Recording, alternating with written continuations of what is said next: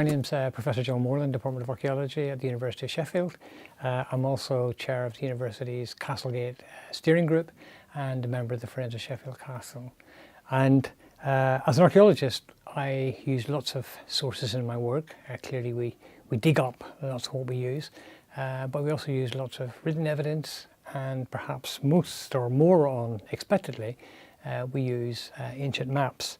And the University of Sheffield Library has a fantastic collection of these maps, and these maps are going to help us understand the history of Sheffield and also going to guide the new excavation campaign that's going to happen on the site of Sheffield Castle in the coming months. One of the earliest maps we have is the Gosling Map. It is the earliest complete map of Sheffield, and what it does is provide us with a clear indication of both the location and the form of Sheffield Castle. Now, Sheffield Castle is one of Sheffield's great secrets in the sense that there is no physical presence of the castle in the city of Sheffield today. So just before the castle was demolished in the middle of the 17th century, John Harrison conducted a survey of Hallamshire, and he describes Sheffield Castle as follows. It's very spacious, built about an inward court.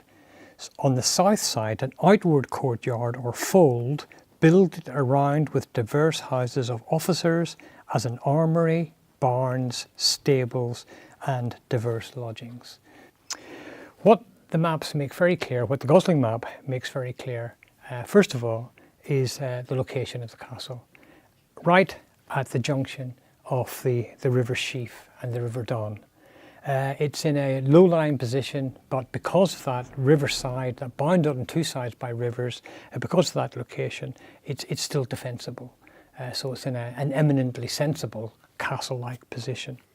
Sheffield probably didn't grow organically as many people have thought until now. It was probably, almost certainly in fact, a planned Norman town. So William de Lofthout, who established the first, we think, real Sheffield Castle, planned it, he set it out as part of a bigger vision of what a medieval town should look like. So you have a castle, you have a market, and you have a church.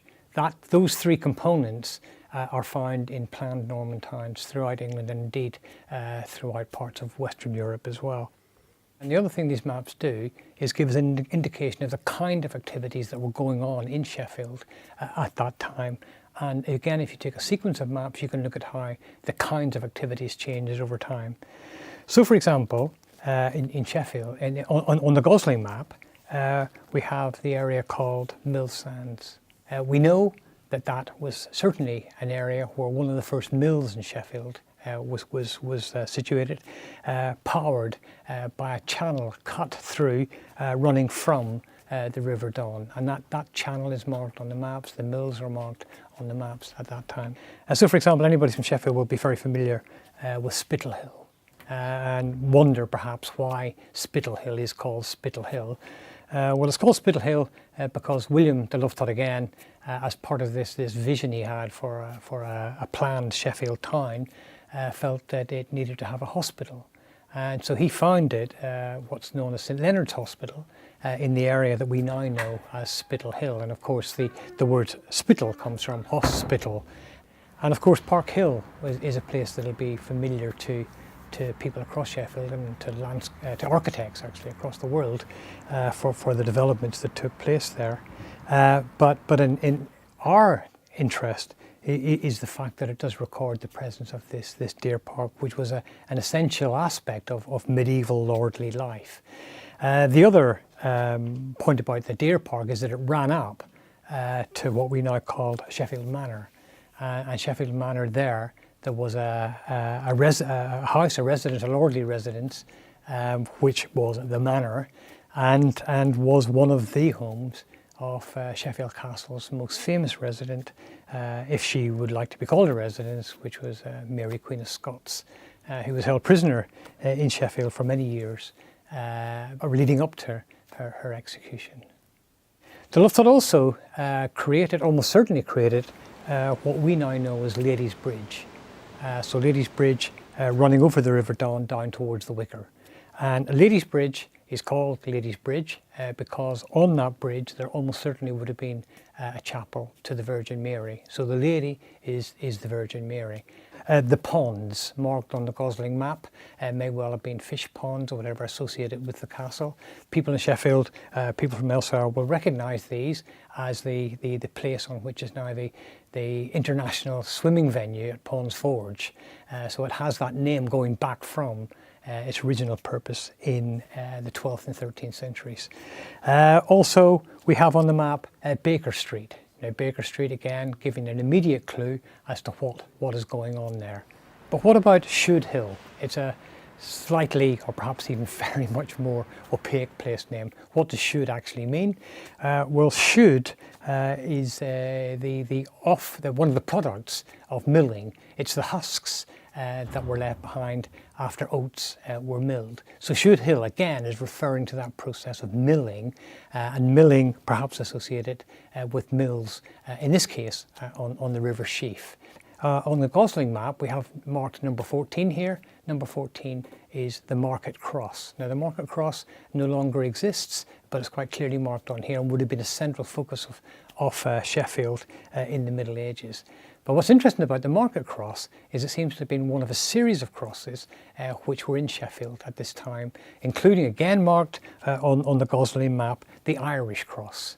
And so you had a whole series of crosses, again, taking us into a kind of a world in Sheffield which doesn't exist anymore, a kind of a world in which the spiritual is very much present in the physical landscape of the town, and a spiritual landscape that was created in the 12th, 13th and 14th centuries, beginning with William de Lovetot's laying out of the castle, market and church. And then around that, in a quasi-organic fashion, the rest of Sheffield grew up. One of the more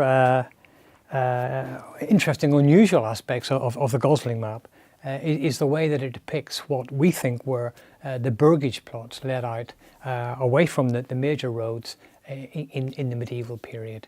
So these burgage plots are houses and fields that farmers, artisans would have lived on.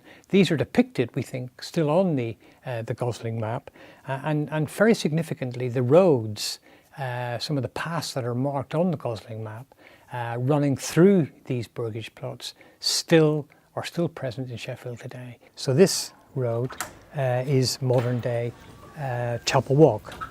So the road system that you walk around in Sheffield city centre is almost certainly a road system that arose from the planning that was put in place by William de Lovetot and his followers in the 12th century. One of the other maps we have in the University Library is the Fairbanks map of 1771, and it records many of the features that we've already seen on the earlier maps, but there are some also additional details, details that add to the history of Sheffield. On this map, Castle Hill is very prominently marked. It's prominently marked in the sense it's given a kind of topographical definition. There's a note on the map which records that this is the site of Sheffield Castle, which was destroyed in the Civil War. And that is a record of one of the most significant events in the history of Sheffield Castle. At the beginning of the 17th century, Sheffield Castle became embroiled, became caught up in what became known as the English Civil War, or the English Civil Wars. And its strength, its significance in the landscape is perhaps attested by the fact that Parliament issued an order that it should be razed to the ground. So the castle was held by royalists for a time. After the parliamentarians broke the siege, they seized the castle, and then Parliament issued this order that the castle be razed to the ground, and that happened in 1647. Yeah, later maps allow us to look at how the landscape, the activities taking place in Sheffield changed very significantly over time. And they're a marker really of how Sheffield rose to world prominence. By the time we get into the 19th and early part of the 20th century, the maps are telling us something quite different about activities in Sheffield, and activities taking place on the site of what was once Sheffield Castle. So for example, on these late 19th and early 20th century maps, we have industrial facilities marked, the facilities for the making of steel. So for example, Castle Hill Works, Phoenix Works, right on top of where Sheffield Castle was. We also have the whole row of slaughterhouses on the site of the former castle, where animals were brought in from the surrounding countryside, butchered, and then used to feed the workers of the burgeoning city of Sheffield, a kind of an industrial scale production of meat to feed an industrial scale production of steel that made the city famous. And that industrial side is something that we hope to capture, we hope to explore in greater detail through some archaeology, which is going to happen. We very much hope that these are going to provide us with much more detail about the daily lives of the people of medieval Sheffield, early modern Sheffield and industrial Sheffield, the people who lived in the burgage plots, for example, marked on the Gosling Map, the people who played bowls, for example, on the bowling green, but also the people who manned the furnaces in the Phoenix Work and the Castle Hill Works, marked on the late 19th and early 20th century maps. The University of Sheffield Library is a place to learn and to discover and explore your own interests. Our library is open to our students and our researchers and to members of the public. And our maps attract visitors of all ages, from those living within Sheffield and beyond. Please have a look at our website and see what we have to offer, and do come in and visit us.